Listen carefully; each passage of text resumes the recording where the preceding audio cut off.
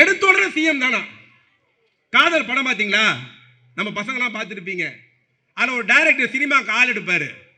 அப்போ ஒருத்தர்கிட்ட கேட்பாரு, தம்பி அமெரிக்கா மாப்பிள்ள? No sir.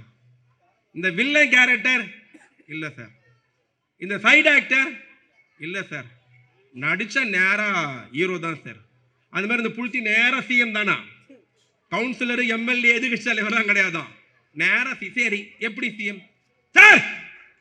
நடிகர் கட்சி ஆரம்பிச்சு ஆட்சி பிடிக்க முடியாதா? எம்ஜிஆர் பிடிக்கலையா? எம்ஜிஆர் வேற, இவன் வேறடா. நம்ம கொடுக்கறதெல்லாம் யாரு? திருட்டு லாட்ரி, பாண்டிச்சேரி சரக்கு. இப்போ ஒருத்தமே சேர்ந்துக்கிறான் தெரியுமா? செங்கோட்டைன்னு ஒருத்தன் தமிழ்நாட்டில் கல்வி மந்திரியா இருந்தான். பொள்ளாச்சின்னு எழுதுறானா புள்ளத்தாச்சின்னு எழுதுனான். ஆமா, திருட்டு லாட்ரி, பாண்டிச்சேரி சரக்கு, பொள்ளத்தாச்சி. உன்னு டிவியில பேட்டியில சொல்லுதுக்கா, எனக்கு என் புருஷனை கூட விஜய் தான் ரொம்ப பிடிக்கும். புருஷன் டைவர்ஸ் பண்ணிட்டானா? மானஸ்தாவன் குழப்பம் அதெல்லாம். அது அது நேற்று ஒன்று பேட்டி தருது, எங்கள் வீட்டில் 9 ஓட்டுக்குது, 9 ஓட்டு விஜய்க்கு போலன்னா சாப்பாட்டில் விஷம் வச்சு கொண்டு வந்து. ஏன் நம்ம சரத்குமார் எடுத்துக்கோ, கட்சி ஆரம்பிச்சார். நைட்டு 2 மணிக்கு பொன்னாடிட்டு கேட்டாரா சேரலாமான்ட்டு. சேரலான்னாங்களா பிஜேபியில் சென்டர். ஒன்று சொல்லிக்கிறான் நம்மளை பார்த்து. நம்மளை எவ்வளோ பைத்தியக்காரன் நினச்சினுங்கிறான் பாரு அவன். கேட்கறவன் கேனையன்னு தெரிஞ்சா கேஆர் விஜயா கோண்டையில் கேடிவி தெரியணுமா? என்ன தெரியுமா சொல்லிக்கிறான்? நாங்கள் ஆட்சிக்கு வந்தால் வீட்டுக்கு ஒரு கார் தருவோம். என்ன தருவானா? ஆட்சிக்கு வந்தா நம்மளை பைத்தியக்காரன் ஆக்குறான்னு அர்த்தம். ஒன்று அந்த கட்சியில் மேடை போட்டு ஒரு அணில் குஞ்சு கத்துது, எங்களுக்கு ஃப்ரீ பஸ், ஓசி பஸ் வேணாம். அதுவே அந்த கூட்டத்துக்கு ஃப்ரீ பஸ் தான் வந்தது, கத்திச்சு இல்ல. அதுவே அந்த கூட்டத்துக்கு ஃப்ரீ பஸ் தான் வந்து, எங்களுக்கு ஓசி பஸ் வேணாம். இவங்க ஓட்டு பண்ணுமா? இன்னொன்னு சொல்லுது, எங்களுக்கு 1000 ரூபாய் பிச்சை காசு வேணாம். இதெல்லாம் யார் சொல்றது? அறிவுலக மேதைகள், தத்துவ ஞானிகள், அணில் குஞ்சி. இதுங்கெல்லாம் நம்பி நாட்டை கொடுக்கிறதா? யோசிக்க.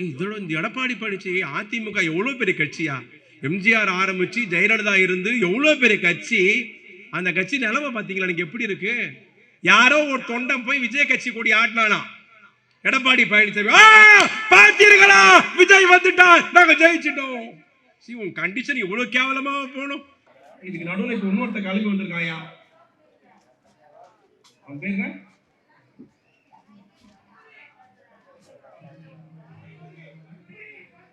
நான் ஏதாவது சொல்லிவிடுவேன். 3 யூடியூப்காரன் வந்திருக்கிறான், அதனால அமைதியா இருக்கிறேன். நடிகர் விஜய் அவர் தானே,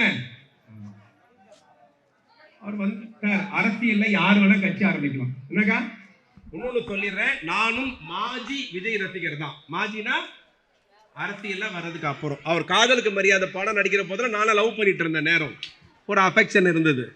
லவ் விட அப்படி இருக்கணும், எப்படி டான்ஸ் ஆகணும், ட்ரெஸ் போடணும். அது சினிமால. நான் 200 கோடி ரூபாய் சம்பளத்தை விட்டு வந்திருக்கேன். 200 கோடி உன்னை யார் வர சொன்னா? யார் கேட்டா? உன்ன யார் கூப்பிட்டா? இப்போ என்ன நடந்தது? என்ன அரசியல் நடக்குது? விஜய் தன்னால வந்தாரா? இல்லை. திமுக ஆட்சிக்கு வந்தது. மீண்டும் திமுக ஆட்சிக்கு வரக்கூடாது மோடி எண்ணுகிறார். மீண்டும் திமுக ஆட்சிக்கு வரக்கூடாது அமித்ஷா எண்ணுகிறார். எப்படியா திமுக வெற்றியை தடுத்து நிறுத்தணும், திமுக மீண்டும் ஜெயிக்க கூடாது. அதுக்கு என்னென்ன பண்ண முடியுமோ எல்லா சூழ்ச்சியும் டெல்லி செய்கிறது. அமித்ஷா தெரியல யாருன்னு பாத்திருக்கீங்களா இல்லையா? ஏக்கா நீ சொன்ன பாத்திருக்கீங்களா இல்லையா? உங்களுக்கு தெரியலையா? அம்மன் படம் யார் யார் பாத்தீங்க? அம்மன் படம் பாத்தீங்களா இல்லையா? பார்த்தோன்னா கை தூக்கு பார்க்கலாம். அம்மன் படம், அதுல ஒரு ஜெண்டா வருவான் சௌந்தர்யா கொலை பண்றதுக்கு. அந்த ஜெண்டா கருப்பா இருப்பான், இந்த ஜெண்டா வெள்ளையாகிறான். அவ்வளவுதான். அவர் தான் அமித்ஷா. இவ்வளவு பேரால முடியல. இன்னும் ஆர்எஸ்எஸ் பிஜேபி தலையை சொரிஞ்சு ஒரு ரகசிய திட்டத்தை தீட்டினாங்க. என்னன்னா, ஒரு 2023ல 24 பார்லிமெண்ட் எலெக்ஷன் முடிஞ்ச பிறகு ரஜினிகாந்தை கூப்பிட்டாங்க. கூப்பிட்டு தொடர்ந்து ஒரு வாரம் ரகசிய ஆலோசனை. என்ன சொன்னாங்கன்னா, சார் உங்களுக்கு ஆதரவு புடிங்கி நடிக்குது, சின்ன பசங்கள்ல இருந்து வயசான வரைக்கும் ஒன்று விரும்புறாங்க. இன்னைக்கு நீ தான் சூப்பர் ஸ்டாரா இருக்கிற, உங்களுக்கு பிரமாதமா இருக்கு, நீ தான் அடுத்த சிஎம், கட்சி ஆரம்பி, நாங்க பின்னாடி இருந்து பார்த்துக்கிறோம் அப்படின்னு ரஜினிகாந்த் ஆசையெல்லாம் தூண்டினாங்க. கட்சி ஆரம்பி நாங்க பார்த்துக்கிறோம்ட்டு. அவர் என்ன பண்ணாரு, எல்லாத்தையும் பொறுமையா கேட்டுட்டு எனக்கு ஒரு நாள் டைம் கொடுங்கன்றாரு. சரி போயிட்டானுங்க. மறுநாள் திருப்பி அந்த ஆலோசனை கொடுத்து ரஜினி போயிருக்காரு. ரஜினி தெளிவா கேட்டுக்கிறார், நான் யார் எதிர்த்து கட்சி ஆரம்பிக்கணும், இங்க நல்லா கவனிக்கணும், நான் யார் எதிர்த்து கட்சி ஆரம்பிக்கணும்னு கேட்டுக்கிறாரு.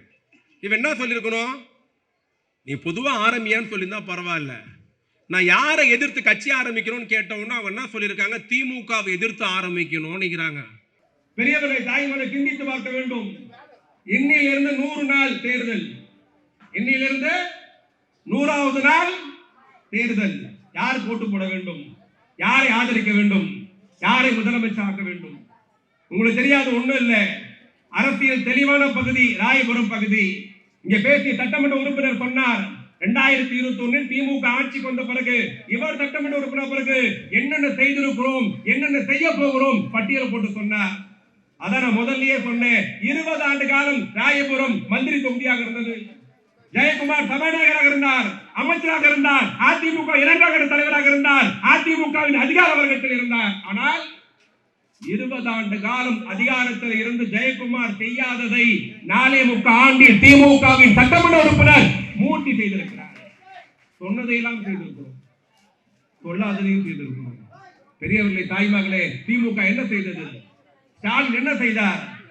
ஸ்டாலின் தான் வராரு, விடியல் தான் தராரு பாட்டு போட்டாங்களே, ஸ்டாலின் வந்தார் விடியல் தந்தாரா? எடப்பாடி பழனிசாமி கேட்கிறார், வெட்கமா இல்லையா? சொன்னதை ஸ்டாலின் செய்தாரா? அதிமுக கேட்கிறது. பெரியவர்களே தாய்மகளே, நான் அரசியலில் லாவணி பாட வரவில்லை, நான் எடப்பாடி பழனிசாமி தாக்கி பேசுறதுக்கு அங்கு வரவில்லை. மனசாட்சி உள்ளவர்கள், நன்றி உள்ளவர்கள், அறிவுள்ளவர்கள், தெளிவானவர்கள் தயவு செய்து சிந்தித்து பார்க்க வேண்டும். 2011 2021 10 ஆண்டுகள் அதிமுக ஆட்சி, 10 வருஷம் அதிமுக ஆட்சி. ஜெயலலிதா முதலமைச்சர், OPS முதலமைச்சர், எடப்பாடி பழனிசாமி முதலமைச்சர். 10 ஆண்டில் 3 முதலமைச்சரை பார்த்தோம். நாங்கள் ஆட்சிக்கு வந்து 4.25 ஆண்டு காலம் பணிவோடு கேட்கிறோம். இந்த 10 ஆண்டில் அதிமுக செய்தது என்ன, இந்த 4.25 ஆண்டில் திமுக செய்தது என்ன யோசிக்க வேண்டாமா? இதுக்கு நடுவில் இப்ப இன்னொருத்த கிளம்பி வந்திருக்காயா, அவன் பேர் என்ன?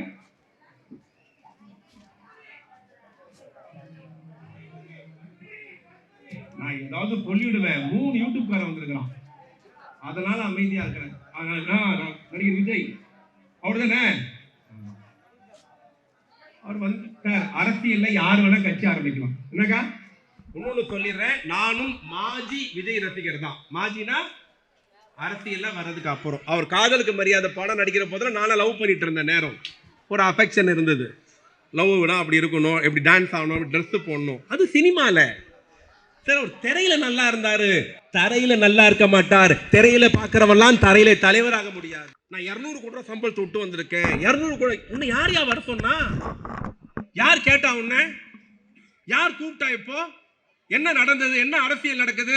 விஜய் தன்னால வந்தாரா? இல்லை, திமுக ஆட்சிக்கு வந்தது. மீண்டும் திமுக ஆட்சிக்கு வரக்கூடாது மோடி எண்ணுகிறார், மீண்டும் திமுக ஆட்சிக்கு வரக்கூடாது அமித்ஷா எண்ணுகிறார். எப்படியா திமுக வெற்றியை தடுத்து நிறுத்தணும், திமுக மீண்டும் ஜெயிக்க கூடாது, அதுக்கு என்னென்ன பண்ண முடியுமோ எல்லா சூழ்ச்சியும் டெல்லி செய்கிறது. மோடி பார்த்தார், திமுக தோக்கடிக்கணும்ட்டு தமிழ்நாட்டுக்கு வந்தார், என்னென்னவோ பிரச்சாரம் பண்ணார், ஜெயிக்க முடியல. உதாரணம், கடந்த நாடாளுமன்ற தேர்தல் 9 முறை மோடி தமிழ்நாட்டுக்கு வந்தார், 9 இடத்துல பேசினார், 9 தேர்தல் பிரச்சாரம் பண்ணார். 9 முறை மோடி வந்து தமிழ்நாட்டுக்கு பிரச்சாரம் பண்றாரு. ஒரு நாள் டெல்லியில தேர்தல் நேரத்தில் டெல்லியில சாப்பிட்டுட்டு இருந்தாராம். அப்போ உளவுத்துறை அதிகாரி கூப்பிட்டு கேட்டாராம், தமிழ்நாட்டு நிலவரம் எப்படி இருக்குன்னு. அந்த அதிகாரி யோசிச்சுட்டு தலையை சொரிஞ்சானா. யோ சொல்லியான்ட்டு இந்தியில கேட்ட உடனே, இல்லை நீங்க 9 முறை தமிழ்நாட்டில் பிரச்சாரம் பண்ணியிருக்கீங்க, இந்தியாவில் எந்த ஸ்டேட்லையுமே 9 முறை பண்ணல, நீங்க 9 முறை பிரச்சாரம் பண்ண பிறகு தமிழ்நாட்டில் செல்ஃப் எடுக்கலன்னு இருக்கான். உடனே மோடி டென்ஷன் ஆயிட்டாராம். 9 முறை பிரச்சாரம் பண்ணியிருக்கேன், 9 பொதுக்கூட்டம் பேசியிருக்கேன், அப்பயே செல்ஃப் எடுக்கலையா? இல்லை செல்ஃப் எடுக்கல. உடனே மோடி டென்ஷனா என்ன பண்ணியிருக்காரு, சரி நான் 10வது முறையா பிரச்சாரத்துக்கு வரேன்னு சொல்லுங்க, ஆனா இந்த முறை பொதுக்கூட்டம் கிடையாது, ரோட் ஷோன்னு சொல்லுங்கன்னு இருக்காரு. ரோட் ஷோனா என்னது? ஊர்வலமா போறது, ஓபன் கார்ல ஊர்வலமா போறது. 2024 10வது முறையா மோடி சென்னைக்கு வரார் பிரச்சாரத்துக்கு. பிரச்சாரம் எங்கன்னா டி நங்கலம் பனங்கல் பார்க்ல ஆரம்பிச்சு தேனாம்பேட்டை வரைக்கும் ஓப்பன் ஜீப் வந்துருச்சு. 3:30 மணிக்கு மோடி வந்துட்டார். 5 மணிக்கு பிரச்சார ரோடு ஊர்வலம் ஆரம்பிக்க போது கஷ்டப்பட்டு ஜனத்தெல்லாம் சேர்த்துட்டாங்க. அவர் மோடி வர்றார், கார்ல ஏறாரு. இந்த ரோட் ஷோ பாத்தீங்கன்னா நம்ம பிள்ளைங்க நல்லா கவனிக்கணும். இந்த ரோட் ஷோ பாத்தீங்கன்னா டெல்லியில, ராஜஸ்தான்ல, யூபியில, ஜார்க்கண்ட்ல, பீகார்ல எல்லாம் நடக்கும். டிவில பாத்துருப்பீங்க. 2 பக்கம் ஒரே ஜனமா நிற்கும். மோடி கார்ல தொங்கின்னு போவாரு, இல்ல கையாடினே போவாரு. இந்த தேர்தல் பிரச்சாரத்துக்கு மோடி போறப்போ டெல்லியில, ராஜஸ்தான்ல, பீகார்ல போறப்பெல்லாம் பாத்தீங்கன்னா 2 பக்கம் ஜனம் இருக்கும்ல, மோடி கையாடினே போவார். அப்போ காருக்குள்ள ஒருத்தன் உட்கார்ந்து இருப்பான். அந்த மோடி போற காருக்குள்ள, அந்த காருக்குள்ள என்ன பண்ணுவான், மோடி கையாட்டுற போது ஆப்கி பார் அப்படின்னு கத்துவான். என்னன்னு கத்துவான்? ஆப்கி பார்னு கத்துவான். நம்ம எதிரில் இருக்கிற ஜனம், வடநாட்டு ஜனம் என்ன பண்ணும், 400 பார் 400 பார்னு கத்தும். இது எங்க? டெல்லியில, ராஜஸ்தான்ல, பீகார்ல, வடநாட்டுல. அந்த எரும மாடு இது வடநாடு நினைச்சீங்கன்னு மோடி கார்ல ஏறி கையாட்டும் உடனே காருக்குள்ள இருந்த என்ன பண்ணிட்டா, ஆப்கி பார் அப்படின்னா நம்ம பிள்ளைங்களா choco bar choco bar, tension ஆயிடாங்க. Choco bar காண்டாய் 400 பாருன்னு சொல்லணும். நம்ம பிள்ளைங்க சாக்கோ பார் நிச்சு காண்டாயிட்டான். தமிழிசை சவுந்தரராஜன் தான் வேட்பாளர். தலையே வாராத நக்கா காரை விட்டு கீரை இறங்கிடுச்சு. பிரைம் மினிஸ்டர் டென்ஷன் ஆயிட்டார். அப்படியே பாதி பிரச்சாரம் பாதியிலே முடிஞ்சு இறங்கிட்டார். அப்ப அண்ணாமலை தான் தலைவர். அண்ணாமலை கூப்பிட்டார். அவர் பயந்து போய் என்னான்னு கேட்டார். ஆனா போறப்ப பெரிய மனுஷன் உண்மையை சொல்லிட்டு போய்கிறான். பிரைம் மினிஸ்டர் அண்ணாமலை கூப்பிட்டார். அவர் குனிஞ்சு என்னான்னு கேட்டார். மயர்ல கூட ஜெயிக்க மாட்டேன்னு போயிட்டார். ஒரு சீட்டு கூட ஜெயிக்கல. நாங்க அப்பயே சொன்னோம், மலராது, வேண்டாம், தேராதுன்ட்டு. 3 முறை இந்தியாவுக்கு பிரதமராக இருக்கலாம். தமிழ்நாட்டில் பாஜகவை காலூன்றாமல் தடுத்த தலைவன் தமிழ்நாட்டு முதலமைச்சர் அண்ணன் தளபதி. மோடி பார்த்தார். மோடியால் ஸ்டாலினை வீழ்த்த முடியல. அமித்ஷா வந்தார், பல குட்டிகரணை போட்டார், என்னன்னோ பேசி பார்த்தார். ஜாவ் ஜாவுன்ட்டான். அமித்ஷா தெரியல யாருன்னு. பாத்திருக்கீங்களா இல்லையா? ஏக்கா நீ சொன்ன பாத்திருக்கீங்களா இல்லையா? உங்களுக்கு தெரியலையா? அம்மன் படம் யார் யார் பார்த்தீங்க? அம்மன் படம் பார்த்தீங்களா இல்லையா? பார்த்தோன்னா கை தூக்கு பார்க்கலாம். அம்மன் படம், அதுல ஒரு ஜெண்டா வருவான் சௌந்தர்யா கொலை பண்றதுக்கு. அந்த ஜெண்டா கருப்பா இருப்பான், இந்த ஜெண்டா வெள்ளையாகிறான். அவ்வளவுதான். அவர் தான் அமித்ஷா. இவங்க முயற்சி பண்ணாங்க, வர முடியல. அடுத்து எடப்பாடி பழனிசாமி. எடப்பாடி பழனிசாமி என்னைக்கு அவர் தலைவர் ஆனாரோ அன்னைக்கு துவங்கி என்னைக்கு நம்ம தலைவர் கட்சிக்கு தலைவர் ஆனாரோ, கலைஞர்ல இருந்து அண்ணன் யாரா இருந்தாலும் சரி, 2019 துவங்கி 24 வரைக்கும் தான் சந்தித்த 13 தேர்தலிலும் திமுக வெற்றி பெற செய்த ஒரே தலைவன் தமிழ்நாட்டு முதலமைச்சர் அண்ணன் தளபதி. எடப்பாடி 13 நட்டுக்குச்சு, அவராலையும் முடியல. பிஜேபி தலையை சொரிது. RSS மோடியால முடியல, அமித்ஷால முடியல, எடப்பாடியால முடியல, OPS முடியல, தினகரனால முடியல, அப்பன திட்டுற அன்புமணியால முடியல. என்னடா பண்ணு? ஒரு அதிர்ச்சி தெரியுமா? நேற்று சாயங்காலம் சன் டிவில ஒரு தலைப்பு செய்தி, நானே அதிர்ச்சி ஆயிட்டேன். தமிழ்நாட்டில் மிகப்பெரிய அரசியல் மாற்றம். என்னடான்னா, GK வாசனோடு தமிழுரிமணியன் இணைந்தார். அவன் டிரைவரே ஓட்டு போட மாட்டான் அவனுக்கு. இவ்வளோ பேர், அது யூடியூப் இருக்கு, நான் சொல்லியிருப்பேன். இவ்வளோ பேரால முடியல. இன்னும் RSS பிஜேபி தலையை சொரிஞ்சு ஒரு ரகசிய திட்டத்தை தீட்டினாங்க. என்னன்னா, ஒரு 2023 24 பார்லிமெண்ட் எலெக்ஷன் முடிஞ்ச பிறகு ரஜினிகாந்தை கூப்பிட்டாங்க. கூப்பிட்டு தொடர்ந்து ஒரு வாரம் ரகசிய ஆலோசனை. என்ன சொன்னாங்கன்னா, சார் உங்களுக்கு ஆதரவு புடிங்கன்னு அடிக்குது, சின்ன பசங்கள்ல இருந்து வயசான வரைக்கும் ஒன்று விரும்புறாங்க. இன்னைக்கு நீ தான் சூப்பர் ஸ்டாரா இருக்கிற, உங்களுக்கு பிரமாதமா இருக்கு, நீ தான் அடுத்த சிஎம், கட்சி ஆரம்பி, நாங்க பின்னாடி இருந்து பார்த்துக்கிறோம் அப்படின்னு ரஜினிகாந்த் ஆசையெல்லாம் தூண்டினாங்க. கட்சி ஆரம்பி நாங்க பார்த்துக்கிறோம்ட்டு.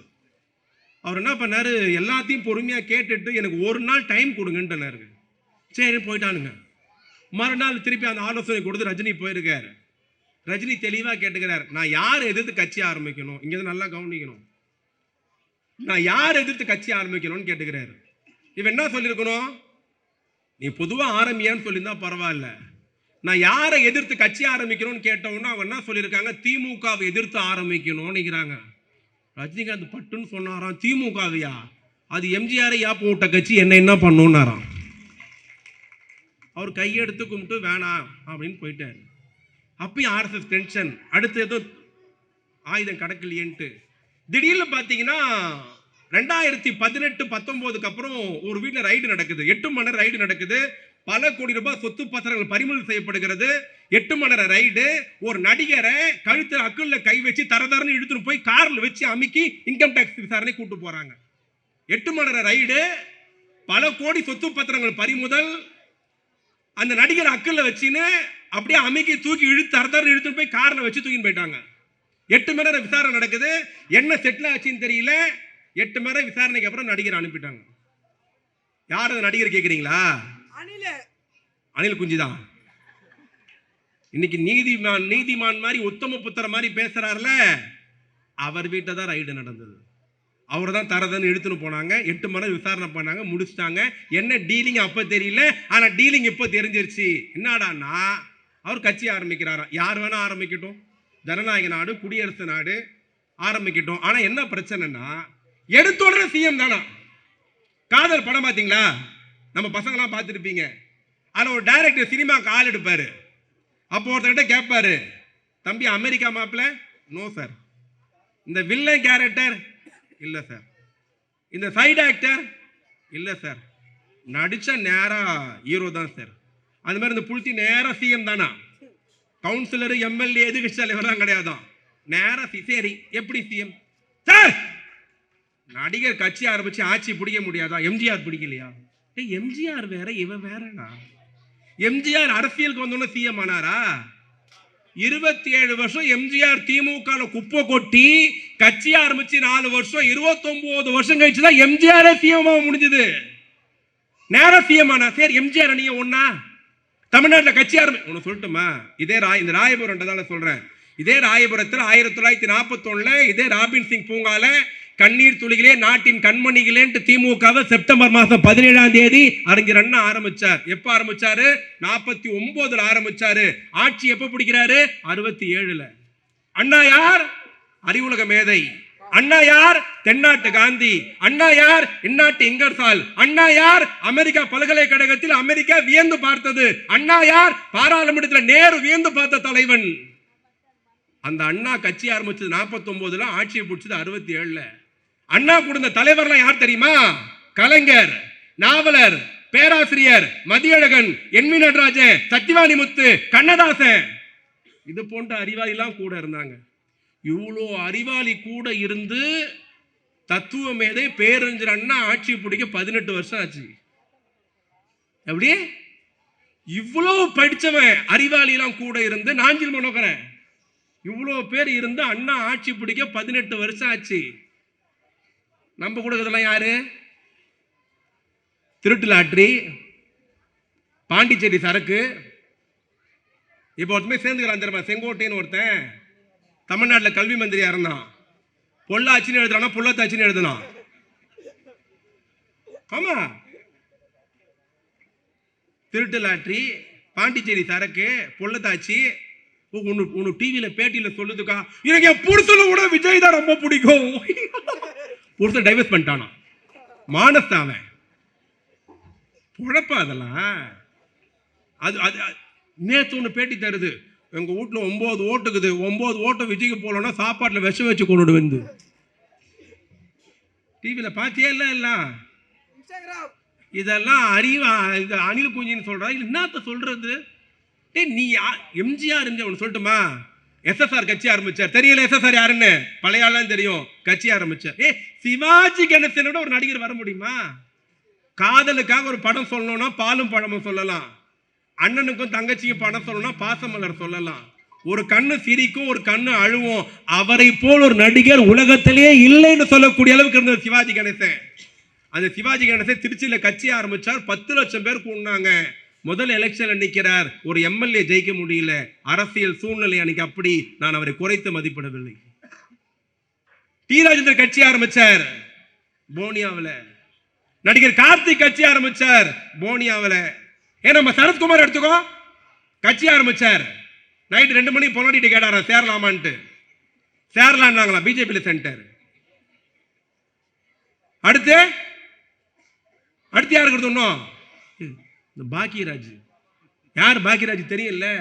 எம்ஜிஆர் ஓப்பனா வெளிப்படையா சொன்னார், என்னுடைய கலை உலக வாரிசு பாக்கியராஜ். எந்த பாக்கியராஜ் தெரியுமா? முந்தானி முச்சி படத்துல முருங்கீரையும் முருங்காவும் ஃபேமஸ் ஆக்குனாரு அந்த பாக்கியராஜ். கட்சி ஆரம்பிச்சார், காணாம போயிட்டார். ஏன் நம்ம அண்ணன் விஜயகாந்த் 25 வருஷம் நற்பணி மன்றம், கிராம கிராமமா ஊர் ஊரா ஏதோ ஒன்று கொடுத்து 25 வருஷம் செல்வாக்க தக்க வச்சு கட்சி ஆரம்பிச்சார். 2 எலெக்ஷன் மேல தாண்ட முடியல அந்த கட்சியால.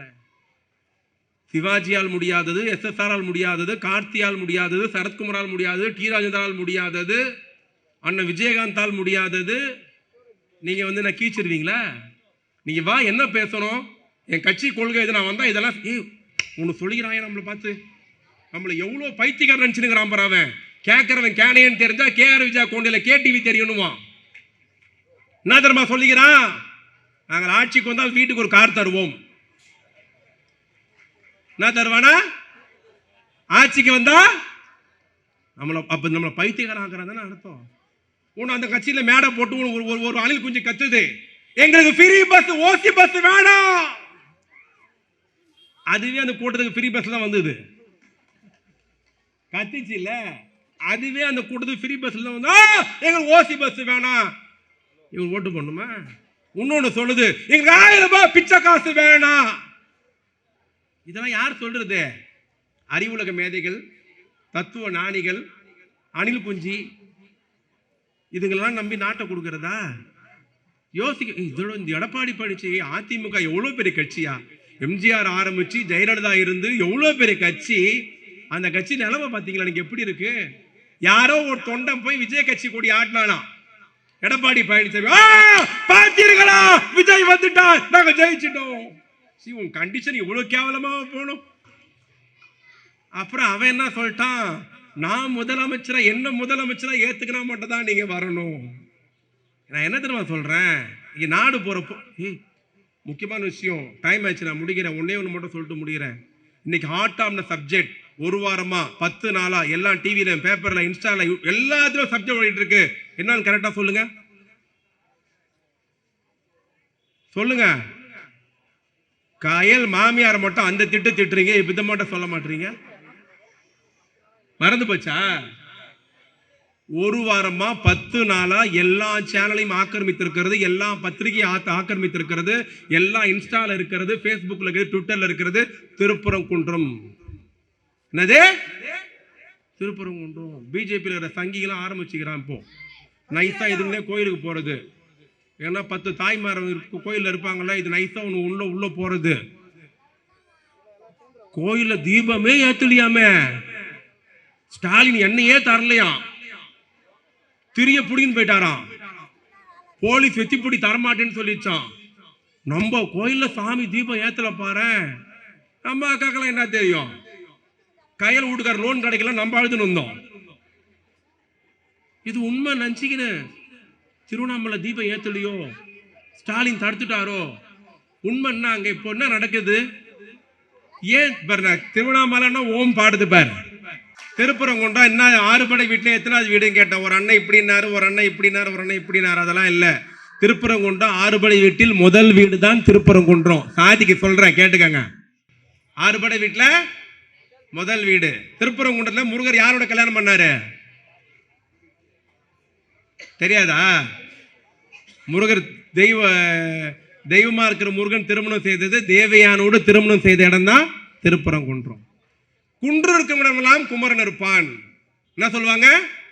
குன்று இருக்கும் இடமெல்லாம் குமரன் இருப்பான். அப்படின்னா பெருமானே முருகன் கோயில் எங்க இருக்கும்னா மலை மேலதான் இருக்கும். திருத்தணி மலையில முருகன் கோயில், பழனி மலையில முருகன் கோயில், சுவாமி மலையில கீழே இருக்கும், பழமுதி சோலையில கீழே இருக்கும், திருச்செந்தூர்ல கடற்கரையில இருக்கும். திருப்பரங்குன்றம் முருகன் கோயில் மலையில இருக்கா கீழே இருக்கா? கரெக்டா சொல்லுங்க. கோயில் கீழே இருக்கும். கோயில் கருவற சாமி மலையை குடைஞ்சு உள்ள இருக்கும், உள்ள இருக்கும். சரி, ஒன்னு யோசிக்கணும். பழனி முருகனும் மலை மேலதாங்கிறாரு, திருத்தணி முருகனும் மலை மேலதாங்கிறாரு, பழமுதி சோலை இருக்கு, சுவாமி மலை இருக்கு, திருச்செந்தூர் இருக்கு. கார்த்திகை தீபத்துக்கு அங்கெல்லாம் பிரச்சனை வரல, அங்கெல்லாம் தீபம் ஏத்தல. எதுக்கு திருப்பரங்குன்றத்துல மட்டும் தீபம் பிரச்சனை பண்றாங்க? என்ன இருக்கு?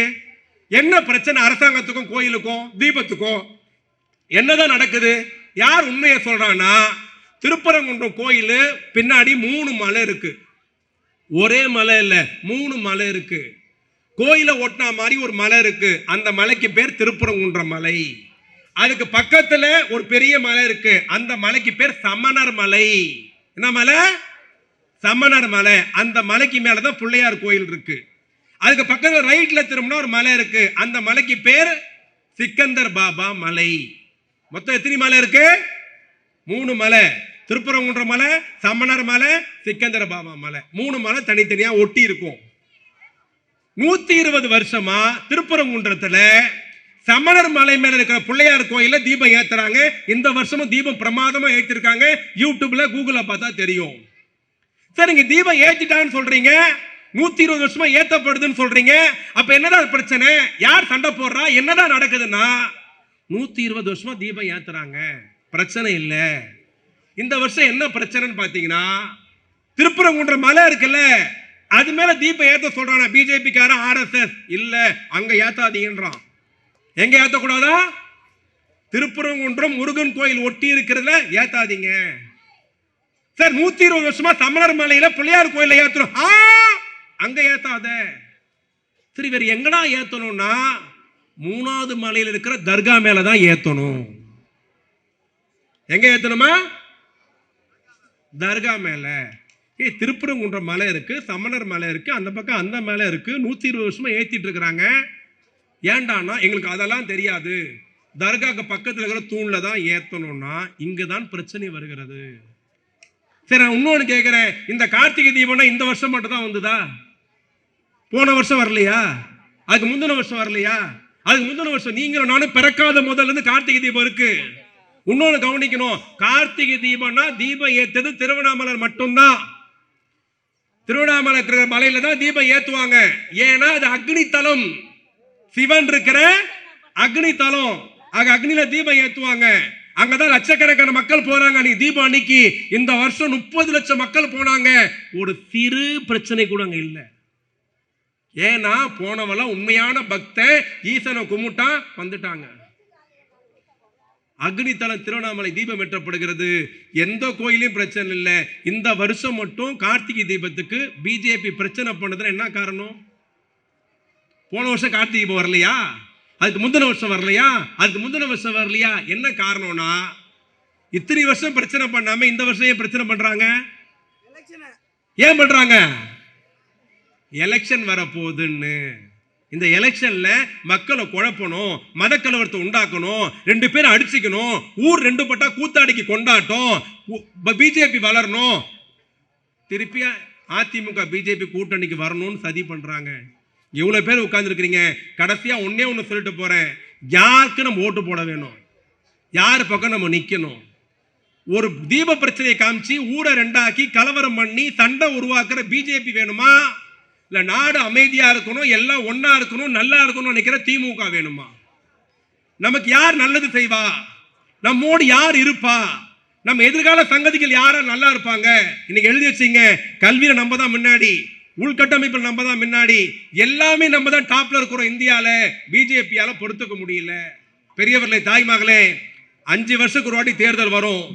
ஓட்டை மாத்தி மாத்தி போட்டிருக்கோம். திமுக ஜெயிச்சிருக்கு, அதிமுக தோத்திருக்கு, அதிமுக ஜெயிச்சிருக்கு, திமுக தோத்திருக்கு. இதெல்லாம் எப்போ நடக்கிற தேர்தல்.